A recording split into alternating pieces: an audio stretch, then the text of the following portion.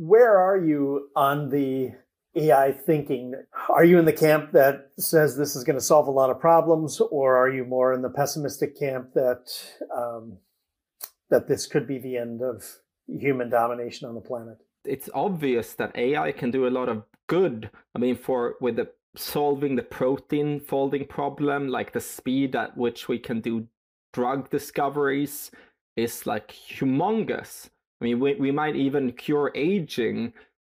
We might need AI to build stable, fusion reactors. So there's a lot of good things. We could have a scenario with like where we live forever with unlimited energy and abundance.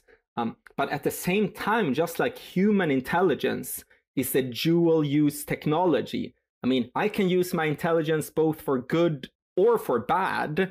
And the same way applies for artificial intelligence. It can be used both for good and for bad. So, I mean, I can use we can use our human intelligence to create both nuclear power plants, which is good for the world, or nuclear weapons that is bad for the world. So I think the problem is when we get to the territory of capabilities where you can, in fact, create those perhaps pathogens that I referred to earlier that has the possibility of making all life go extinct. So I think life is incredibly fragile and precious. So I'm very concerned with the growth of artificial intelligence.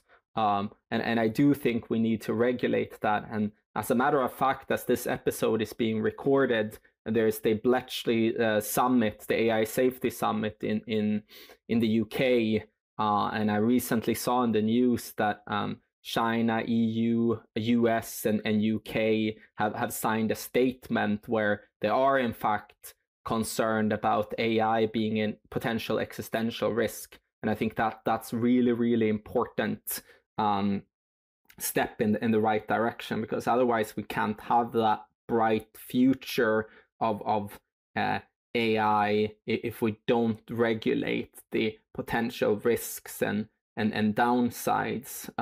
Because as we grow more and more intelligent and more capable, we will be able to find out more novel ways to kill ourselves. Like, if you look at the evolution of intelligence or knowledge, I mean, we sort of have the same brains, to be fair, as we did 50,000 years ago. But through like technological innovation and using those brains, we could go from spears to swords. Swords were a little bit more dangerous, to bow and arrows that became even more dangerous, and to machine guns. And actually the inventor of the machine gun claimed that this was actually good for the world, because nobody would be crazy enough to engage in wars with something like the machine gun. So he thought it would be the end of all wars, and obviously that wasn't the case. I mean, after the machine gun came bombs and mustard gas and nukes, and all of those things are enabled by a higher degree of knowledge about the physical world and reality that we live in, and having a higher degree of intelligence could create all sorts of new and novel doomsday weapons in a way where humanity is disempowered. This is something that I care passionately about, but think that type of problem has a lot of commonalities with the other problems like nuclear war or global pandemics or even climate change. I mean, most of these problems are global coordination problems where, in fact, in order to survive as a country in a global arena, you need to optimize for power. I mean, that is the best way to survive over time. And there is almost like this natural selection that is selecting for powerful nations. I mean, if you don't optimize for the military, we know what happens. I mean, the societies that lived more in harmony with nature, like indigenous communities, they're all dead because they were outgunned by the more powerful opponents. So there's a natural selection for power optimization in the arena of global politics and competition. And when it's the global arena of corporations. It's profit maximization that is the name of the game. So you rather maximize profit because that's when you get like enough investments to ensure your future survival. So there is a sort of natural selection pressure for profit maximization amongst corporations that are leading to climate change. It's leading to pollution that kills 20 million people per year, but it also leads to our current AI arms race. And it's quite ironic when you think about it. Both Sam Altman and Demis from DeepMind, so Sam Altman is OpenAI, and Dario at Anthropic, like everyone is saying AI can kill us.